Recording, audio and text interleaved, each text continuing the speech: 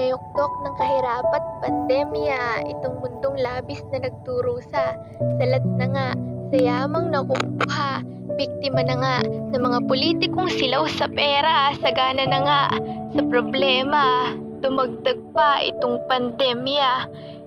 Ilang taon na rin tayong nasa selda at ilang libong tao na rin ang namahinga. Mas pinili na nilang mamahinga kaysa lumaban pa.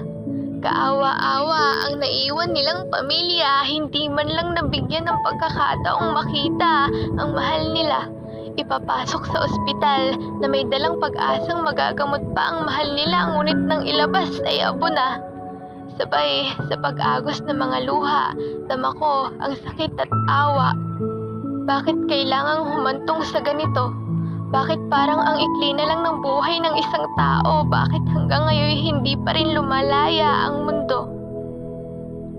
Sa mundong nabalot na ng kaba, sa lugar na puno na ng pangamba, may mga pamilya nang nagdusa't lumuha, gumastos at nagmakaawa, ngunit sa huli wala ring nagawa upang iligtas ang mahal nilang tuluyan ng namayapa. Habang namumugto ang mapupungay nilang mga mata, may nabubuong tanong sa isipan nila, pandemya, matatapos ka pa ba? Ang mga frontliners na walang sawang nagsasakripisyo at naglilingkod sa bayan ay makabagong bayaning tinagurian. Sila ang mga taong nagliligtas ng buhay ng iba habang may pamilyang naghihintay sa kanila, pamilyang nag-aalala, pamilyang hindi nila mauwian dahil takot silang baka may sakit na rin silang dala at mahawa pa ang mahal nila.